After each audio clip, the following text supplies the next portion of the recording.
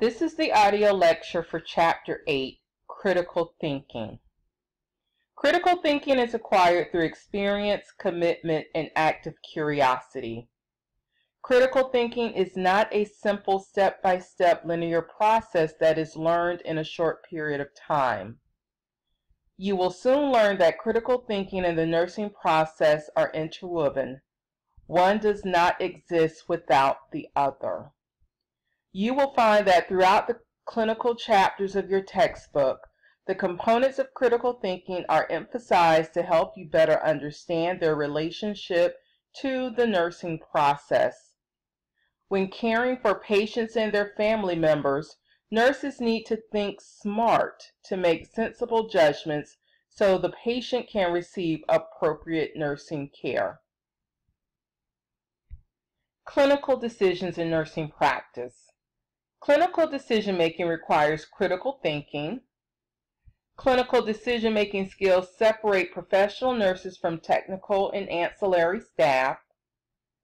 Patients often have problems for which no textbook answer exists, and nurses need to seek knowledge, act quickly, and make sound clinical decisions.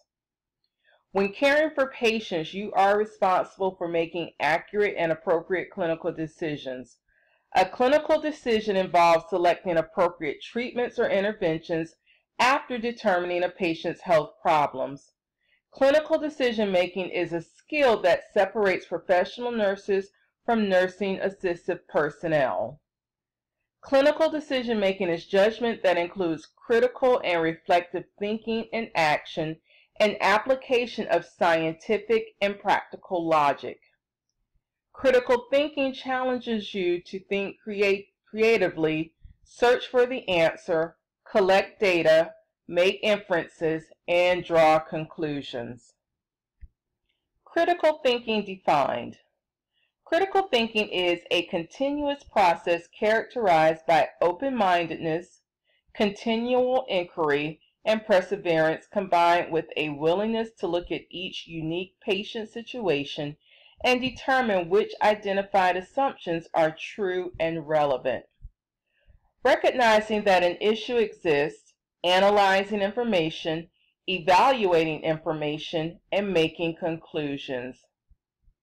Critical thinking requires cognitive skills and the habit of asking questions, staying well informed, being honest in facing personal biases, and always being willing to reconsider and think clearly about issues. Learning to think critically helps you care for patients as their advocate and make informed choices about their care. Critical thinking is more than just problem solving. It is an attempt to continually improve how you apply yourself when faced with patient care problems. Table 8-1 summarizes core critical thinking skills that, when applied to nursing, show the complex nature of clinical decision-making. These skills are shown on this slide. Interpretation. Be orderly in data collection. Look for patterns to categorize data. Clarify any data you're uncertain about. Analysis. Be open-minded as you look at information about a patient. Do not make careless assumptions. Do the data reveal what you believe is true, or are there other options? Inference. Look at the meaning and significance of findings. Are there relationships between findings? Do the data about the patient help you see that a problem exists? Evaluation. Look at all situations objectively. Use criteria such as expected outcomes, pain characteristics, and learning objectives to determine results of nursing actions.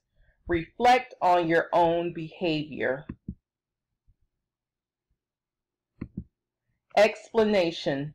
Support your findings and conclusions.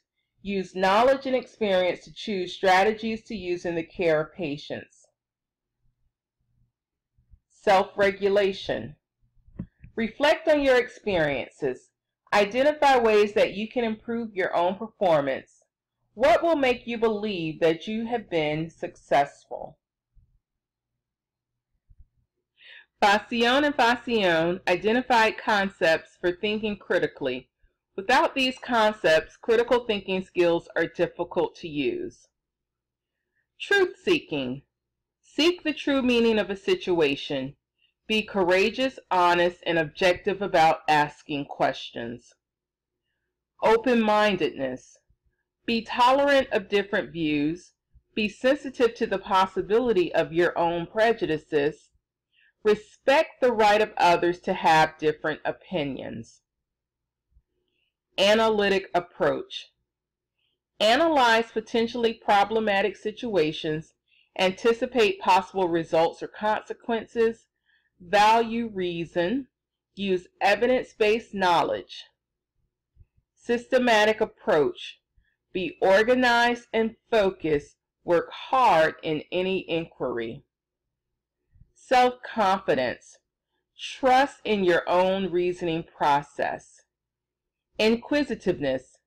Be eager to acquire knowledge and learn explanations, even when applications of knowledge are not immediately clear. Value learning for learning's sake.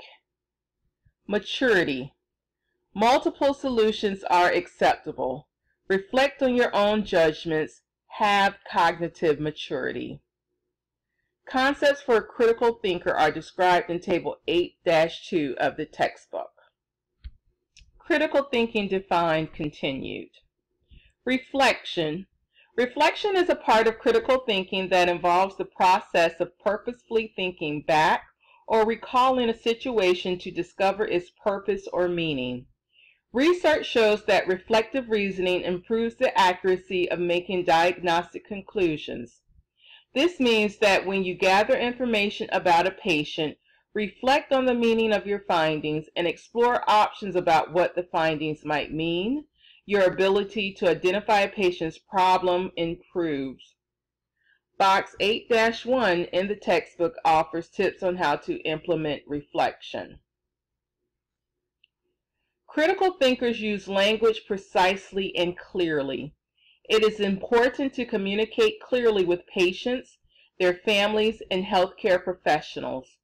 Always carefully frame your thoughts and send a clear message. Can you name some barriers to communication, such as using incorrect terminology, the use of jargon, vague descriptions or instructions, not using an interpreter when needed? Intuition. Intuition is a component of clinical judgment and decision making, but it develops over time through clinical experience. It acts as a trigger, leading you to consciously search for more data to confirm the sense of a change in a patient's status. Trust your intuition as a red flag that something is not quite right, but do not take it as an automatic fact. Always combine intuition with objective scientific evidence. Case study. This case study will be presented in several sections throughout this presentation. Carla is a third-year nursing student assigned to a surgical nursing unit. Mr. Javier Ramirez is a 55-year-old construction worker admitted to the unit after falling off scaffolding on a construction site. His X-ray films reveal a right fractured femur and right wrist fracture. An abdominal computed tomography or CT scan shows bruising of the liver. Mr. Ramirez has not been hospitalized in the past. When he first meets Carla, he is very quiet and asks few questions. So, what do we know so far about the patient in this case study? We know that the patient is middle-aged, reserved male who is a construction worker and who sustained an on-the-job injury that resulted in a right femur and right wrist fracture. The patient's liver was also bruised, and the patient has no history of hospitalization. What are some reasons why Mr. Ramirez is so quiet and only asks a few questions? Mr. Ramirez may not speak English or speak it fluently. Since this is Mr. Ramirez's first hospitalization, he may be very, very frightened due to a lack of knowledge regarding hospital protocols. What kinds of responsibilities might Carla have when caring for Mr. Ramirez? Carla needs to ascertain if a language barrier exists. Additionally, Carla will need to explain every little occurrence to Mr. Ramirez since he has never been in a hospital before. Carla will also need to alert Mr. Ramirez's family to his hospitalization so he may have a support group present. Additionally, Mr. Ramirez may need assistance from the hospital social worker in completing a workers' compensation claim. Do you think that because Mr. Ramirez is very quiet and asks few questions, he will be easy for Carla to care for? The answer to that question is no. Patients who are quiet and ask few questions are often more difficult to care for than those patients who are more gregarious, because the quiet patients are difficult to pry information from. Thinking and learning. Learning is a lifelong process. Intellectual and emotional growth involves learning new knowledge as well as refining the ability to think, solve problems, and make judgments. The science of nursing continues to grow. Nurses need to be flexible and open to new information. In Chapter 1, we talked about the attributes of a profession. One of them was having a knowledge base. As you have more clinical experience and apply the knowledge you acquire, you will become better at forming assumptions, presenting ideas, and making valid conclusions. When you care for a patient, always think ahead. The following are questions a nurse should ask when caring for a patient. What is the patient's status now? How might it change and why? How do the patient's values and experiences affect the meaning of what I know? What do I know to improve the patient's condition? In which way will specific therapies affect the patient? What should be my first action? Do not let your thinking become routine or standardized. Instead, learn to look beyond the obvious in any clinical situation. Explore the patient's unique responses to health alterations and recognize which actions are needed to benefit the patient. Continuing along with the case study. Mr. Ramirez's leg is in skeletal traction and his right arm is in a soft cast. Carla decides that she needs to begin her care by assessing Mr. Ramirez and determining his health status. She begins by reviewing his medical history. She learns that he has a history of smoking and was diagnosed with type 2 diabetes just 5 years ago. Now here we find out a little more about the patient, Mr. Ramirez, and how Carla will care for him.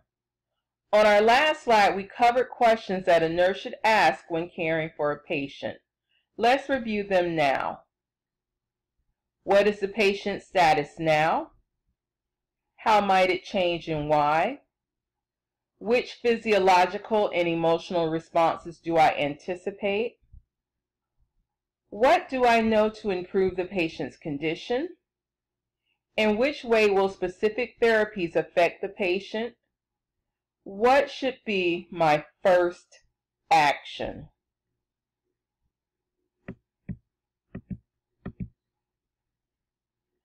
Note, Carla decides that she will begin caring for Mr. Ramirez by assessing his health status. Class, do you think Carla is making the right decision? Carla should perform an assessment of Mr. Ramirez to develop a baseline to help determine Mr. Ramirez's care. In the assessment, Carla should determine if Mr. Ramirez is in pain, how Mr. Ramirez is handling his diabetes, and what measures should be taken regarding the patient's smoking habit since he cannot leave his room to smoke. Your ability to think critically grows as you gain new knowledge and experience in nursing practice. Katoka, Yahito, and Saylor developed the critical thinking model that includes 3 levels of critical thinking in nursing: basic, complex, and commitment. Level 1 is basic. At the basic level, nurses think concretely on the basis of a set of rules or principles, following a step-by-step process without deviation from the plan. Following procedures step by step without adjusting to a patient's unique needs is an example of basic critical thinking. Level 2 is complex. Complex critical thinking analyzes and examines choices independently. Nurses learn to think beyond and synthesize knowledge. In complex critical thinking, a nurse learns that alternative and perhaps conflicting solutions exist. Level 3 is commitment. You accept accountability for whatever decisions you make. Nurses anticipate needs and make choices without assistance from others. This is figure 8-1 from the textbook. The model's levels of critical thinking and the pyramid at the top of the model are discussed on this slide. The components of critical thinking at the bottom of the model are discussed on the next slide. Critical thinking competencies. Critical thinking competencies are cognitive processes. Many of these are not specific to any one occupation, but are used in everyday life in a variety of situations. General critical thinking processes include the scientific method, problem solving, and decision making. The scientific method has 5 steps: identifying the problem, collecting data, forming a question or hypothesis, testing the hypothesis, and evaluating the results. Table 8-3 describes how to use the scientific method to solve nursing practice questions.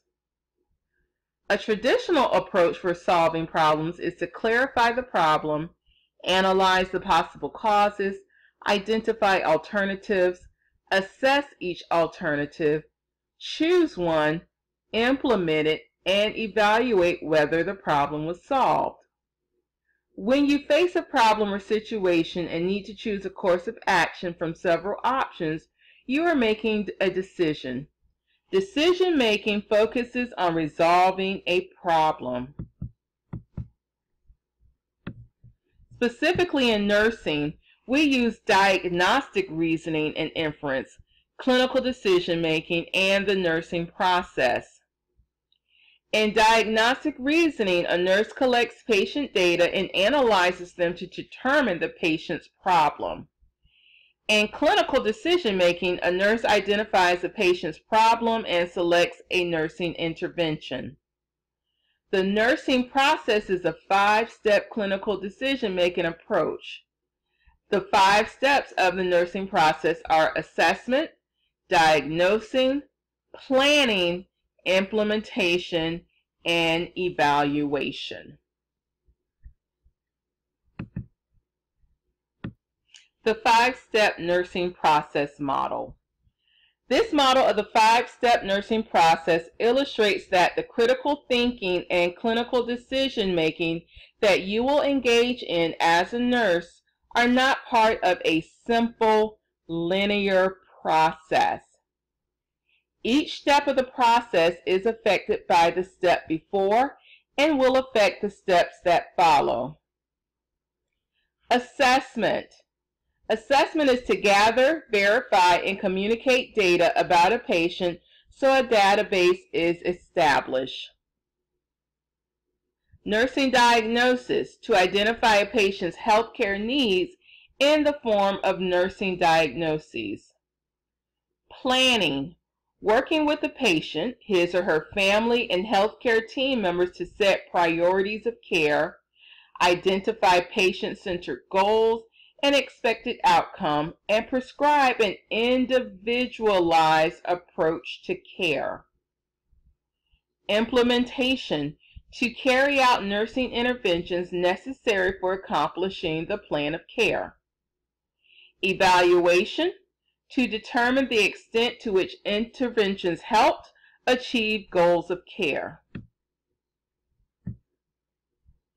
Use of the process allows nurses to help patients meet agreed-on outcomes for better health.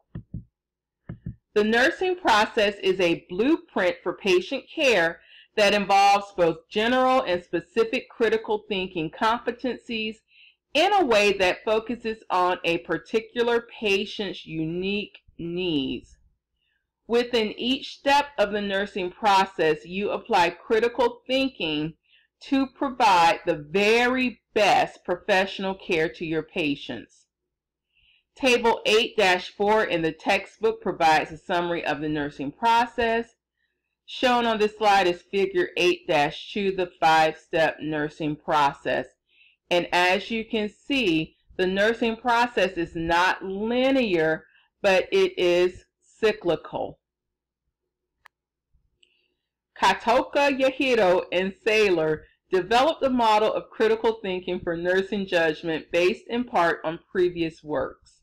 The model defines the outcome of critical thinking, nursing judgment that is relevant to nursing problems in a variety of healthcare settings.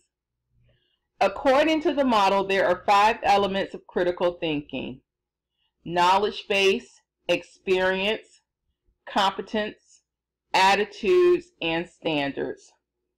Let's review what the 5 components of critical thinking are and what meaning they have for nurses. A nurse's knowledge base is drawn from nursing school education, as well as from knowledge obtained from basic sciences, humanities, and behavioral science. Experience is obtained from actually working with patients and their families in clinical situations. Competence includes problem solving or clinical decision making. Nurses perform critical thinking within the competency of the nursing process. A new nurse needs 11 attitudes when thinking critically. We will review these after we learn a little more about our case study. 2 standards should be considered when thinking critically: intellectual and professional. An intellectual standard is a guideline or principle for rational thought. The use of intellectual standards through an assessment ensures that you obtain a complete database of information. Professional standards refer to ethical criteria for nursing judgments, evidence-based criteria used for evaluation, and criteria for professional responsibility. Professional standards for critical thinking refer to ethical criteria for nursing judgments, evidence-based criteria for evaluation, and criteria for professional responsibility. Box 8-3 provides examples of outcomes and corresponding evaluation criteria related to professional standards. Box 8-2 in the textbook outlines the components of critical thinking in nursing. Okay, returning back to our case study. Carla knows that Mr. Ramirez is likely to be in pain because he is reluctant to move and take part in any activity. Her options include conducting a thorough pain assessment and learning how Mr. Ramirez feels about his pain. She must also be culturally sensitive and consider how Mr. Ramirez's Hispanic heritage may influence his response to pain. Carla will then take what she learns and use pain control therapies that Mr. Ramirez will be likely to accept. On slide 12, we covered the nursing process, a 5-step clinical decision-making approach, which includes assessment, diagnosis, planning, implementation, and evaluation. Class, do you think Carla is following this process? Carla is following the nursing process by assessing Mr. Ramirez's pain, making a diagnosis based on the pain, planning and implementing by exploring pain-controlled therapies with the patient and using them, and evaluating if the pain-controlled therapies were effective. Attitudes for critical thinking.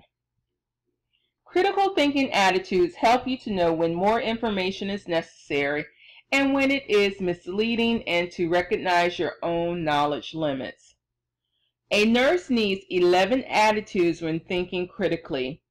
These attitudes include confidence, independence, fairness, responsibility, risk-taking, discipline, perseverance, creativity, curiosity, integrity, and humility. Let's discuss the first 6 attitudes. The remaining 5 are covered in the next slide. To acquire and show confidence, learn how to introduce yourself to a patient. Speak with conviction when you begin a treatment or procedure.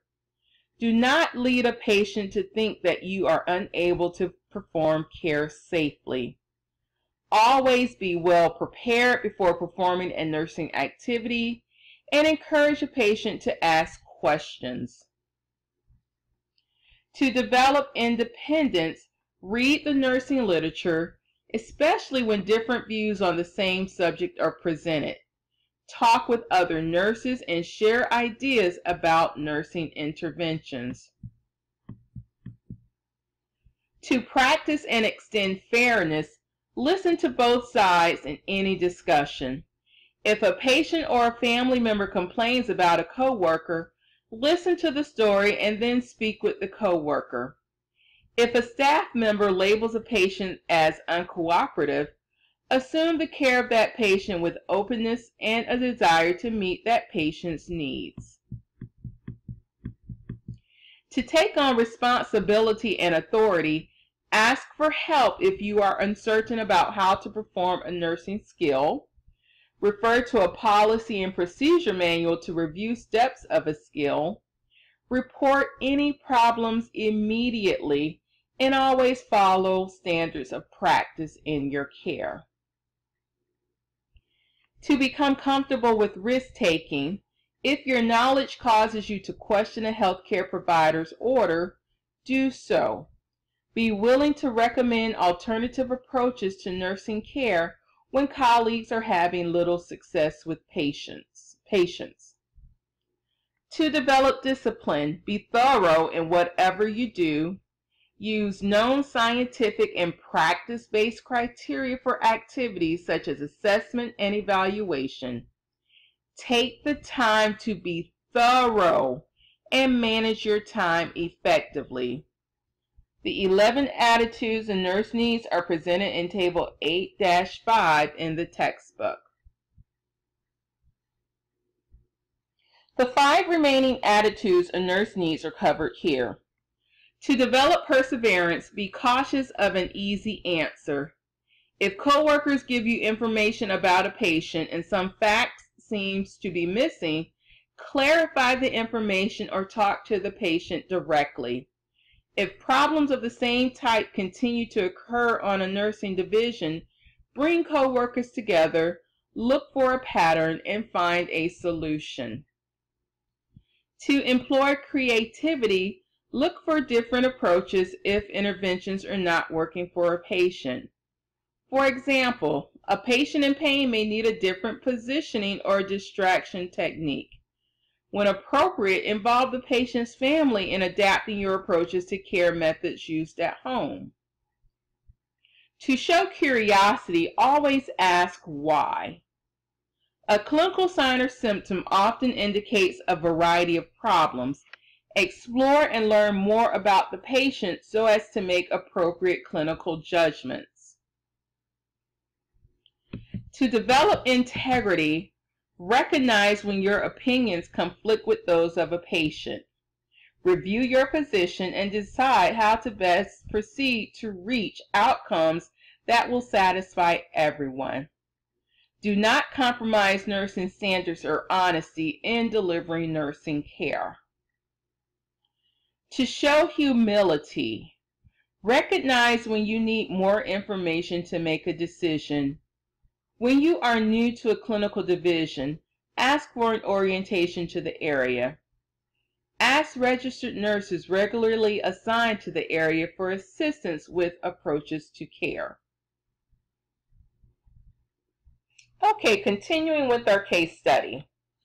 When Carla notices that Mr. Ramirez is slow to respond to her questions, grimaces when shifting weight on his back, and is reluctant to have a bed bath, her critical thinking leads to the inference that Mr. Ramirez is in pain. Carla decides to assess the situation more thoroughly by asking Mr. Ramirez specific questions about his comfort, such as, "Tell me if you are hurting. Show me where the pain is located, and is this pain you have felt before?" Okay, class, what does Carla notice about Mr. Ramirez in this case study? Carla notices that the patient is in pain due to his slow response to questions, facial grimacing, and reluctance to participate in care. What does Carla infer from Mr. Ramirez's behavior? How does Carla's decision to ask Mr. Ramirez specific questions fit in with your understanding of clinical decision making? Carla uses critical thinking skills and clinical decision making to ascertain that Mr. Ramirez is in pain and that this concept needs to be explored in depth with the patient. Which of the 11 attitudes that we have covered would you say Carla is exhibiting? Carla uses confidence, creativity, and curiosity to explore Mr. Ramirez's condition more thoroughly. Before Carla begins her questions, she repositions Mr. Ramirez to make him more comfortable. As she does so, she observes an area of redness over his left heel. Redness could be due to inflammation or pressure on the skin. Carla palpates the area, noting that it is tender to touch and warm. She asks Mr. Ramirez if he has been moving his leg much, and he says, "No, I haven't. I am afraid I will hurt my other leg." These initial findings imply that excess pressure is being applied to the heel. Question: what discovery does Carla make as she is helping to reposition Mr. Ramirez? Carla finds a stage 1 pressure ulcer on Mr. Ramirez's left heel. Another question: what knowledge does Carla possess that helps her in this part of the assessment? Carla knows that Mr. Ramirez is bedbound and cannot move much due to being in traction. Here's another question. We know that every patient a nurse cares for will not have the exact same health status and needs. How does a nurse prepare to meet the challenge of each new patient's care needs?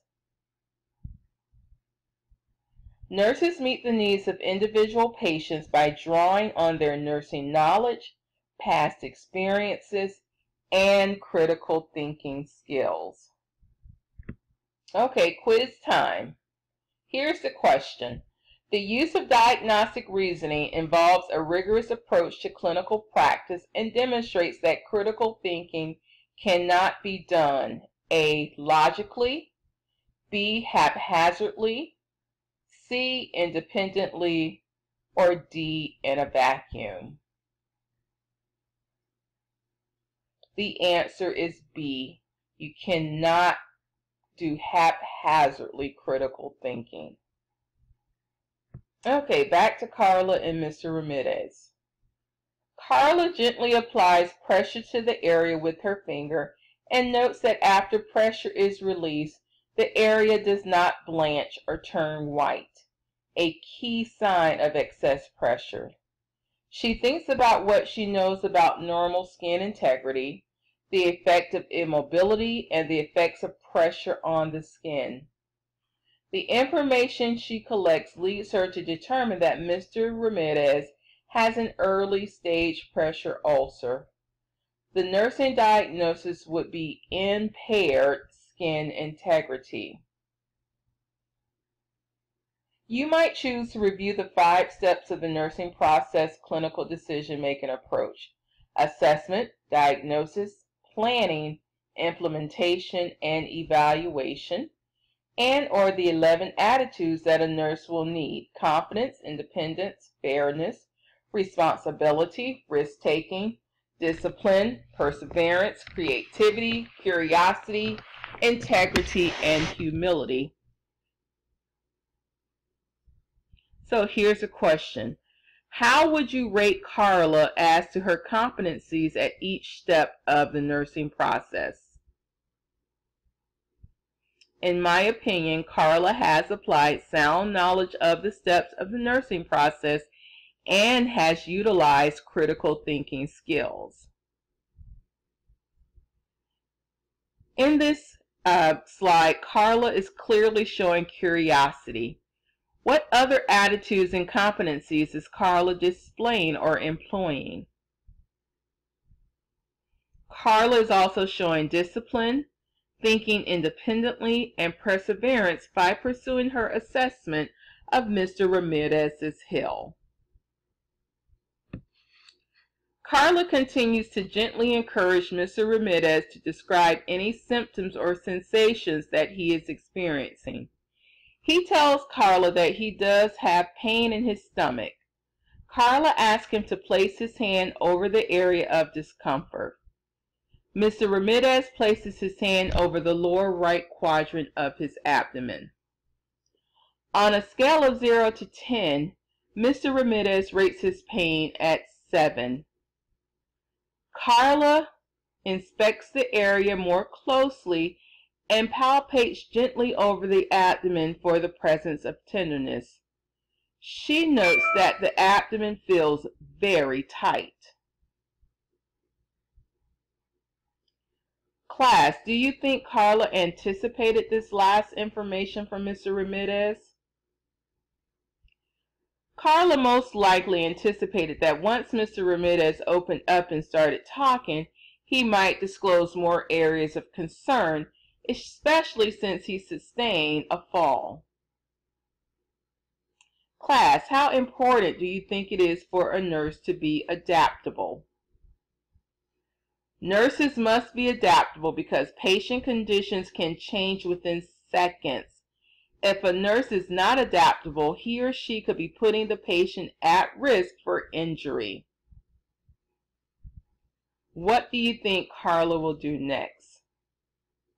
Carla will most likely notify the physician of her findings in anticipation that the physician may order diagnostic testing. Developing critical thinking skills.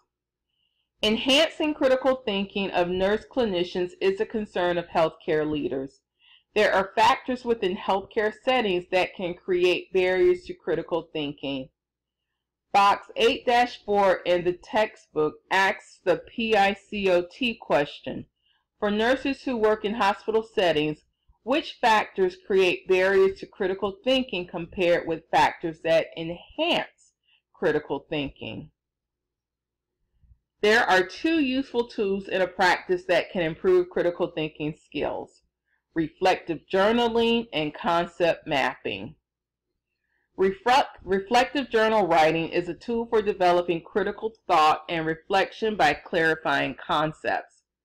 Reflective writing gives you the opportunity to define and express the clinical experience in your own words. By keeping a journal of each of your clinical experiences, you are able to explore personal perceptions or understanding of each experience and develop the ability to apply theory in practice. The use of a journal improves your observation and descriptive skills.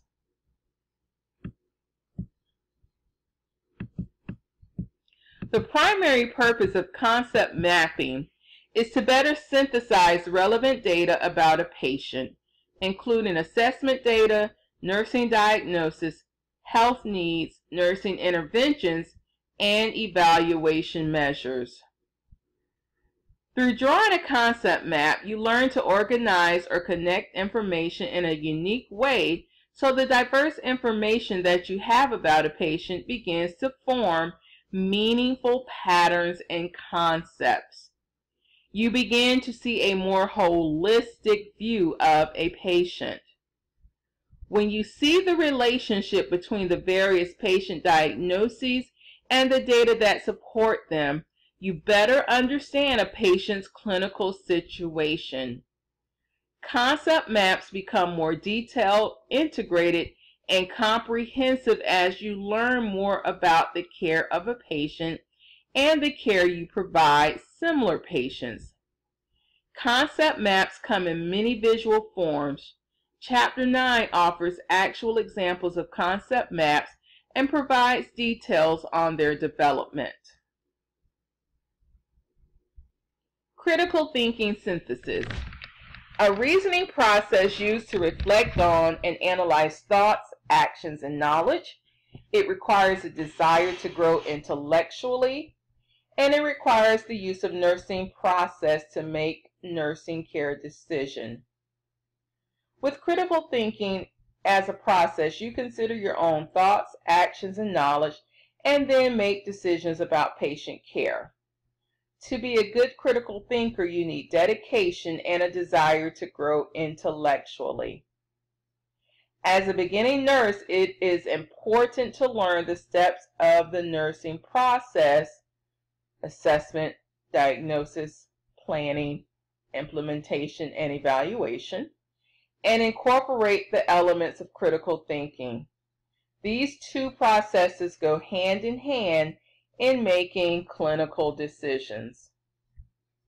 Critical thinking synthesis. The textbook provides a model to show you how important critical thinking is in nursing practice. Throughout the clinical chapters of this text, the components of critical thinking are emphasized to help you better understand their relationship to the nursing process. This is figure 8-3, the synthesis of critical thinking with the nursing process competency. Quiz time again. Question. The nursing process organizes your approach while delivering nursing care. To provide the best professional care to patients, nurses need to incorporate the nursing process and A. Decision making, B. Problem solving, C. Intellectual standards, or D. Critical thinking. The answer is D. Critical thinking. Okay, back to Carla and Mr. Ramirez. Carla does what she can to position Mr. Ramirez more comfortably and make sure his leg discomfort is under control.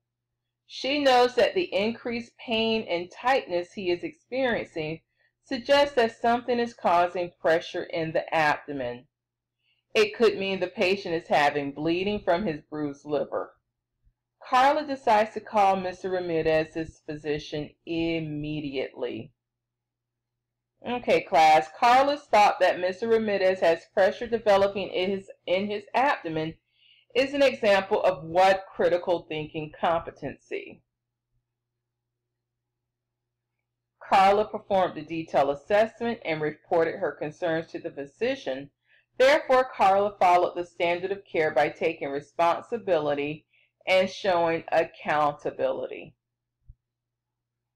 Class, describe the intellectual standards that Carla applied when asking Mr. Ramirez to rate his pain. Carla also followed the standards of responsibility and accountability, thinking independently, discipline, perseverance, and curiosity when exploring Mr. Ramirez's pain.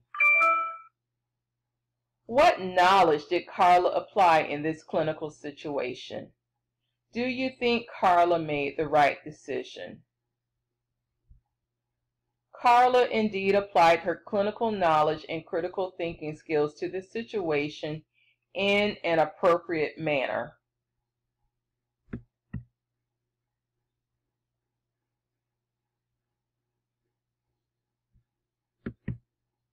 If there are any questions, you can always email or call or text Ms. Taylor or Ms. Scott. This concludes the audio lecture for Chapter 8, Critical Thinking. Thank you.